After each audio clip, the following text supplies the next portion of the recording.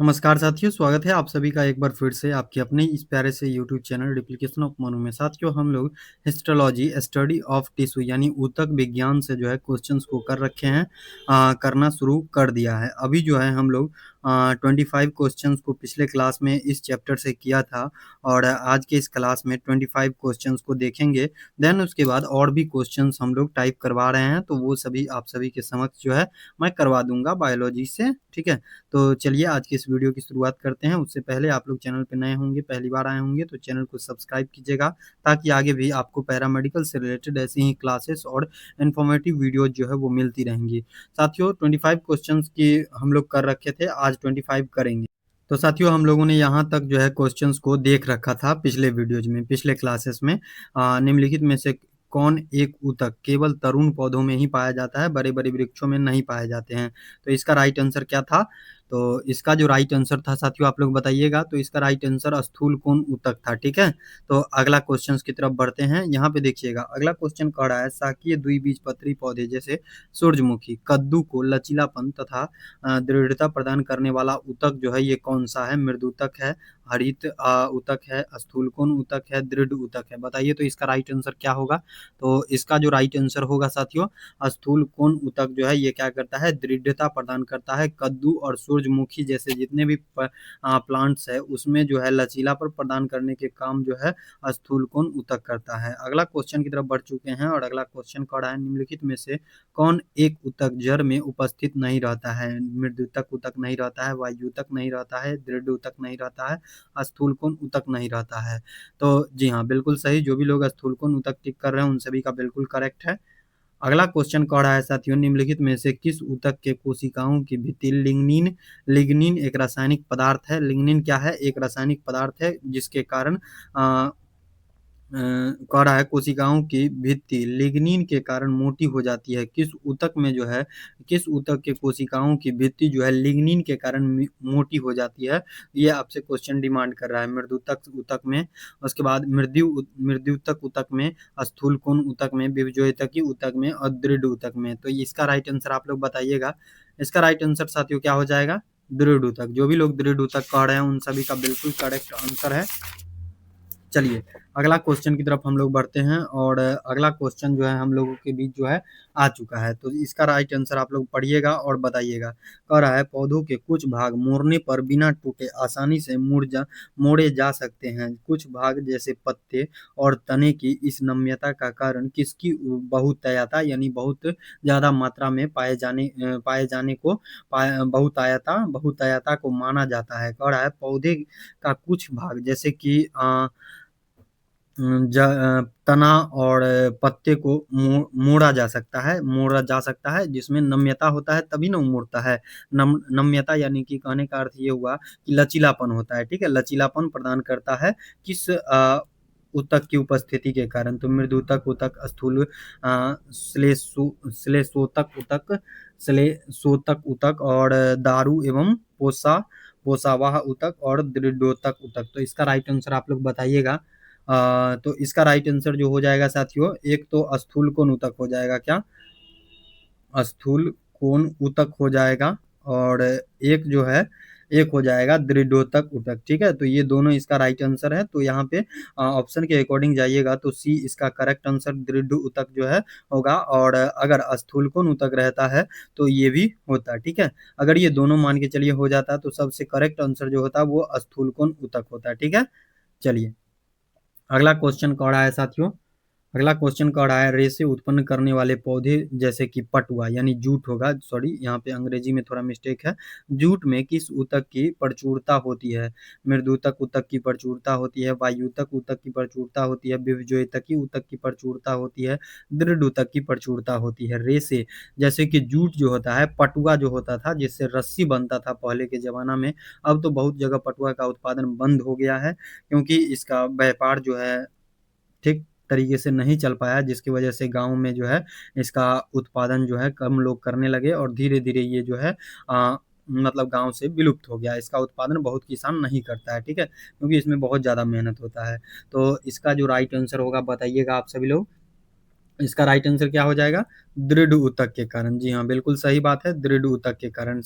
D is the correct answer. जो भी लोग डी कह रहे हैं, उन सभी का बिल्कुल करेक्ट आंसर है। रेशे उत्पन्न करने वाले पौधे जैसे पटुआ में किस ऊतक की प्रचुरता होती है? तो दृढ़ ऊतक की प्रचुरता होती है, और इसके रेशे से जो है रस्सी बनाया जाता है, और रस्सी से जो है खटिया वगैरह बीना जाता था, ठीक है?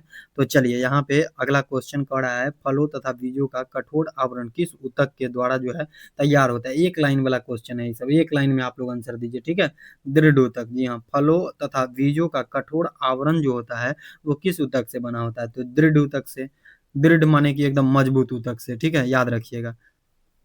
चलिए अगला क्वेश्चन कह रहा है, सुबेरिन नामक कार्बनिक, सुबेरिन एक कार्बनिक रासायनिक पदार्थ है, रासायनिक कार्बनिक पदार्थ है।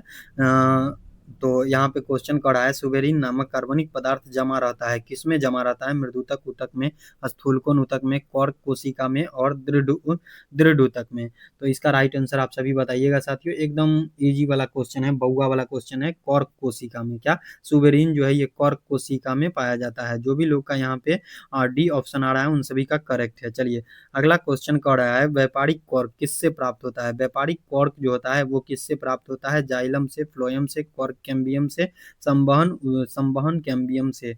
तो ये जो होता है व्यापारिक कॉर्क जो प्राप्त होता है साथियों, ये कॉर्क कैम्बियम से प्राप्त होता है। ओके, यहाँ पे D is the correct answer. अगला क्वेश्चन कह रहा है कि वाणिज्यिक मूल्य वाला कॉर्क, वही व्यापारिक मूल्य वाला कॉर्क किससे प्राप्त होता है? तो एकदम राइट आंसर इसका दीजिएगा, एक लाइन वाला आंसर है, बउआ वाला क्वेश्चन है। एक लाइन में आप सभी लोग यहाँ पे ऑप्शन को टिक कीजिएगा, क्वेक और सुबेर से। एकदम थ्योरी बेस्ड ये सब क्वेश्चन है, तो जो भी लोग थ्योरी किए होंगे उन सभी लोगों से क्वेश्चन जो है इजिली बन रहा होगा। तो यहाँ पे वाणिज्यिक यानी व्यापारिक भाषा को थोड़ा उलझा दिया है, लेकिन क्वेश्चन तो वही पूछ रहा है, व्यापारिक मूल्य वाला कॉर्क किससे प्राप्त होता है? तो कॉर्क क्वेकर्स सुबेर से प्राप्त होता है, ठीक है। अगला क्वेश्चन कह रहा है, मृदुतक ऊतक यानी पैरेन्काइमा की कोशिकाएं होती है, गोलाकार होती है, वर्गाकार होती है, स्थूल कोणीय होती है, रेशे के समान होती है? एकदम एक लाइन में आंसर डी, सॉरी ए, गोलाकार होता है। क्या मृदुतक ऊतक जो होता है, मृदुतक ऊतक यानी पैरेन्काइमा की कोशिकाएं जो होती है वो गोलाकार होती है? क्या साथियों? गोलाकार होती है। क्या गोलाकार होती है? ओके, यहाँ पे ए इज द करेक्ट आंसर। चलिए अगला क्वेश्चन कह रहा है, दृढ़ ऊतक यानी स्क्लेरेनकाइमा में कौन सा गुण जो है ये नहीं पाया जाता है? तो यहाँ पे गलती वाला आंसर टिक करना है। कह रहा है कोशिका दृढ़ ऊतक में कौन सा गुण जो है नहीं पाया जाता है? गुण कौन सा ऐसा है जो, ये 4 गो गुण है, इसमें से एगो ऐसा गुण है जो मृदुतक ऊतक में नहीं पाया जाता है। ये मृदुतक कोशिकाओं से निर्मित होते हैं। बी में कह रहा है, इनकी भित्तियों में लिग्निन विद्यमान रहता है। और सी कह रहा है, ये कोशिकाएं मृत, सी जो कह रहा है ये कोशिकाएं मृत और सकीर्ण अवकाश वाली होती है। और डी कह रहा है, इनकी कोशिकाएं बहुत लंबी और उनके सिर जो है नुकीले, सिरे जो है यानी कि लास्ट छोर जो है वो नुकीले होते हैं। डी ये कह रहा है। तो इसका राइट आंसर बताइएगा, दृढ़ कोशिका यानी स्क्लेरन काइमा में कौन सा गुण जो है नहीं पाया जाता है? तो बताइएगा आप लोग, क्वेश्चन को ध्यान से पढ़िएगा, इत्मीनान से पढ़िएगा, और बहुत ही सोच समझ के यहाँ पे आंसर दीजिएगा, ठीक है। तो ए इज द करेक्ट आंसर। ये मृदुतक कोशिकाओं से निर्मित नहीं होते, निर्मित होती है, ये चीज गलत है, ठीक है। दृढ़ ऊतक जो है ये, दृढ़ ऊतक में कौन सा गुण जो है नहीं पाए जाते हैं? ये मृदुतक कोशिकाओं से निर्मित होती है, लेकिन यहाँ कह रहा है होती है, लेकिन ये नहीं होता है, ठीक है। ए इज द करेक्ट आंसर। यहाँ पे जो भी लोग ए कह रहे हैं उन सभी का बिल्कुल करेक्ट है। बाकी यहाँ पे ये सभी जो है सही है, ये सभी सही है, और ए नंबर जो है यही गलती है, ठीक है। तो गलत को ही चुनना था, ये मृदुतक कोशिकाओं से निर्मित नहीं होती है, ठीक है। अगला क्वेश्चन कह रहा है कि निम्नलिखित में से किस ऊतक की कोशिकाओं में अंतराकोशिकीय स्थान यानी इंट्रामोलिकुलर स्पेस नहीं पाया जाता है? तो विभजोयतकी ऊतक में, दृढ़ ऊतक में, और मृदुतक ऊतक में। तो बताइएगा इसका राइट आंसर क्या हो जाएगा? जी हाँ, बिल्कुल, विभजोयतकी ऊतक और मृदुतक ऊतक, यानी कि ए और यहाँ पे ए और सॉरी, यहाँ पे जो हो जाएगा ए और यहाँ पे हो जाएगा विभजोयतकी ऊतक और दृढ़ ऊतक, ठीक है। विभजोयतकी ऊतक और दृढ़ ऊतक, ठीक है। तो यहाँ पे जो हो जाएगा साथियों विभजोयतकी ऊतक और दृढ़ ऊतक, इसका आंसर हो जाएगा ए और सी दोनों, ठीक है। इंट्रामोलिकुलर स्पेस नहीं पाया जाता है। विभजोइतकी ऊतक में कोई इंट्रामोलिकुलर स्पेस नहीं पाया जाता है। दृढ़ ऊतक में भी जो है कोई इंट्रामोलिकुलर स्पेस जो है ये नहीं पाए जाते हैं। सब जो है एकदम से जकड़े हुए रहता है। ठीक है, अगला क्वेश्चन की तरफ हम लोग मूव करते हैं और अगला क्वेश्चन कह रहा है पौधों से प्राप्त होने वाला कॉर्क में कौन सी विशेषताएं जो है पौधे से प्राप्त होने वाले कॉर्क में कौन सी विशेषताएं जो है ये नहीं पाए जाते हैं। तो ये विद्युत रोधी तथा उष्मारोधी होता है। क्या ये विद्युत रोधी और उष्मारोधी होता है? तो हाँ, ये जो है विद्युत रोधी और उष्मारोधी होता है। ठीक है, इनके कोशिकाओं यानी कि पौधे से प्राप्त होने वाला जो कॉर्क होता है, कॉर्क जो होता है ना, ये विद्युत रोधी और उष्मारोधी दोनों होता है। ठीक है, कॉर्क कोशिकाओं में पर्याप्त मात्रा में जीव द्रव्य पाए जाते हैं। नहीं, ऐसी कोई बात नहीं है। कॉर्क जो है ये मृत कोशिका होती है, इसमें किसी प्रकार की जीव द्रव्य जो है नहीं पाया जाता है। तो यहाँ पे B is the correct answer. B में बी पढ़े और बी में ही आंसर मिल गया, तो बाकी काहे पढ़ेंगे, बाकी ये सब सही ही होगा।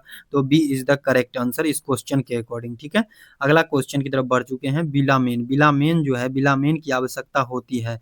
बिलामेन की आवश्यकता जो है ये होती है, बिलामेन की आवश्यकता होती है पौधों में श्वसन के लिए। नहीं, ऐसी कोई बात नहीं है। पौधों में श्वसन के लिए बिलामेन जो है आवश्यक नहीं होता है। उत्तकों क्या कह रहा है, उत्तकों की सुरक्षा के लिए। नहीं, ऐसी भी कोई बात नहीं है। और अगला कह रहा है नमी के अवशोषण के लिए। जी हाँ, नमी के अवशोषण के लिए जो है बिलामेन आवश्यक होता है। ठीक है, नमी के अवशोषण के लिए जो है बिलामेन जो है ये आवश्यक होता है।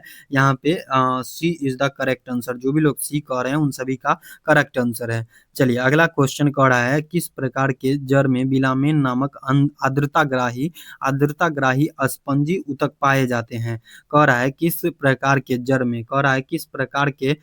जड़ में बिलामेन नामक आर्द्रताग्राही स्पंजी ऊतक पाया जाता है। तो क्या चूसन मूल में? नहीं, ऐसी कोई बात नहीं है, इसमें नहीं पाई जाती है बिलामेन। ठीक है, श्वसन मूल में नहीं, यहाँ पे श्वसन मूल में भी नहीं पाई जाती है। बाकी श्वासनी मूल में क्या कह रहा है, श्वासनी मूल में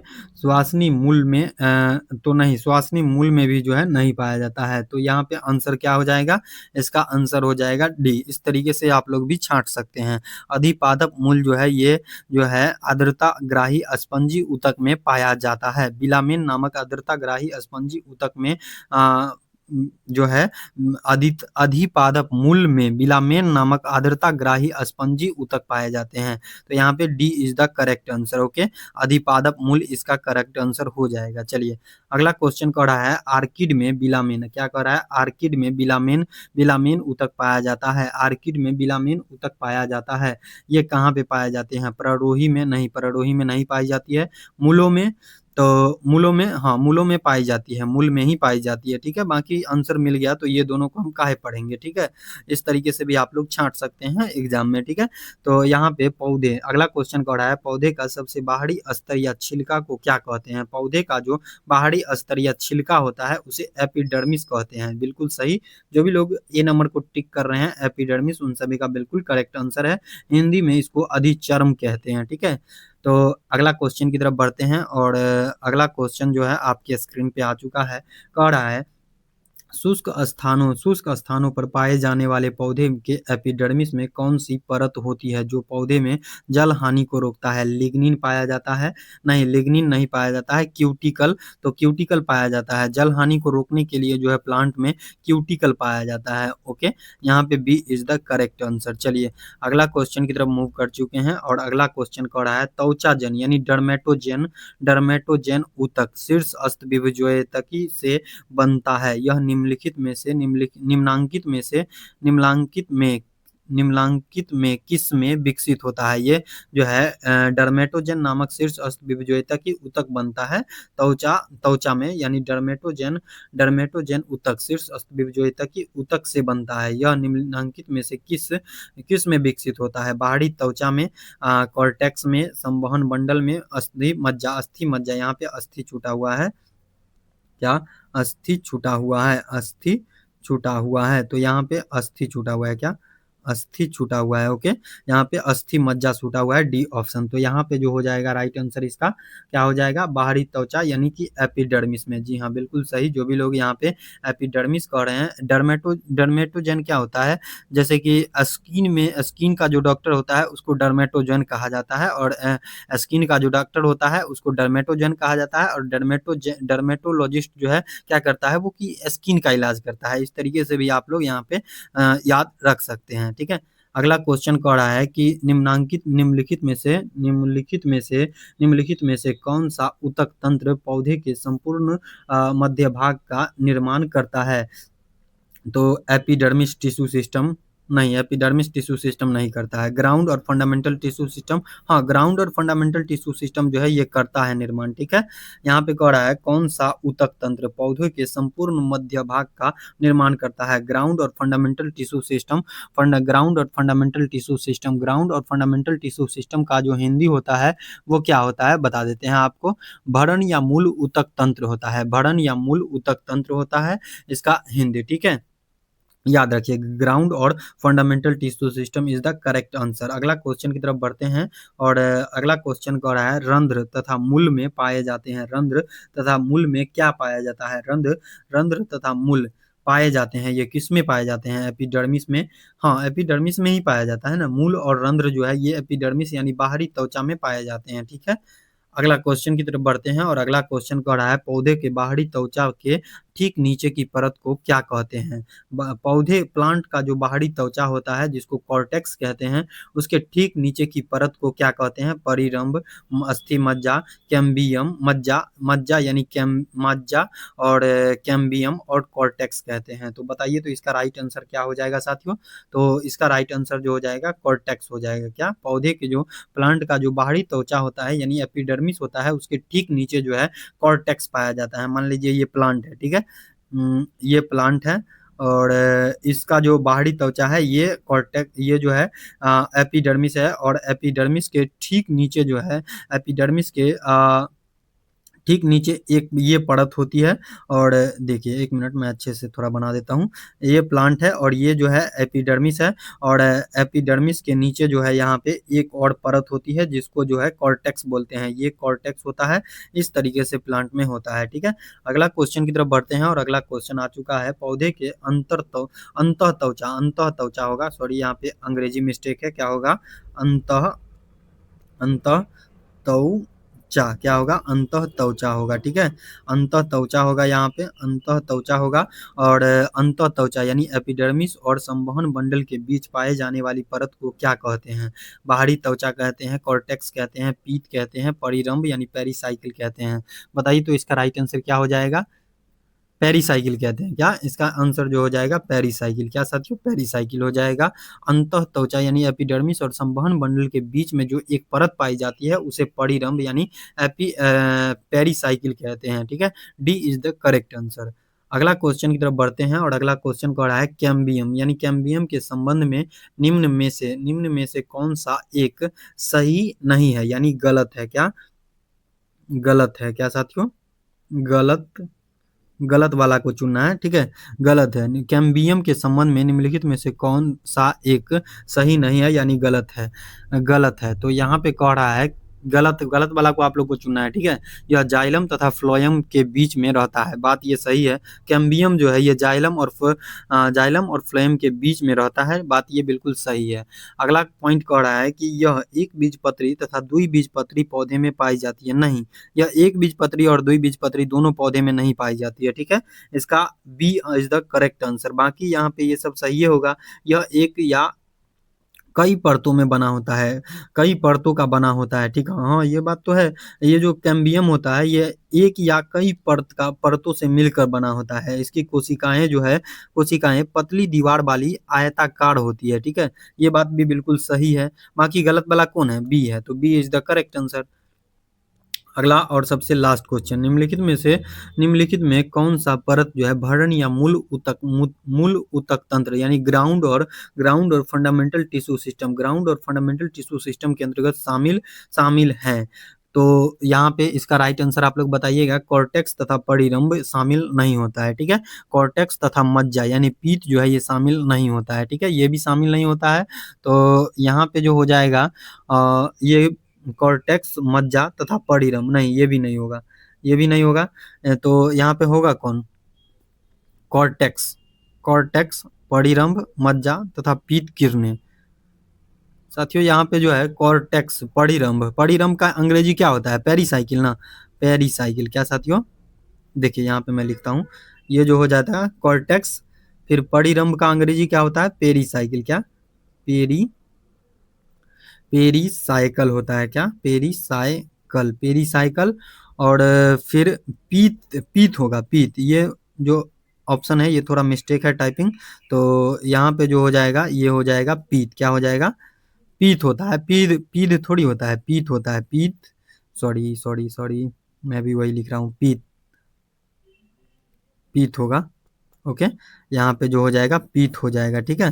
तो D is the correct answer, cortex, परिरम यानी पेरीसाइकिल, मज्जा यानी पीत, उसके बाद तथा पीत किरणें हो जाएगा, ठीक है। D is the correct answer. आज के ये क्लास का सबसे लास्ट क्वेश्चन था साथियों। मुझे उम्मीद है आज का ये क्लास आपको बहुत ज़्यादा पसंद आई होगी। अगर आपको ये क्लास पसंद आई है तो इस क्लास को एक प्यारा सा लाइक कीजिएगा, चैनल पे नए होंगे चैनल को भी सब्सक्राइब कीजिएगा, और डेली 7:30 बजे जो है आपको यहाँ पे क्वेश्चंस का सीरीज लाया जा रहा है। तो अभी हमने 50 किया है क्वेश्चंस को, और ये जो है हिस्टोलॉजी से क्वेश्चंस कर रहे हैं, स्टडी ऑफ टिश्यू से क्वेश्चंस कर रहे हैं।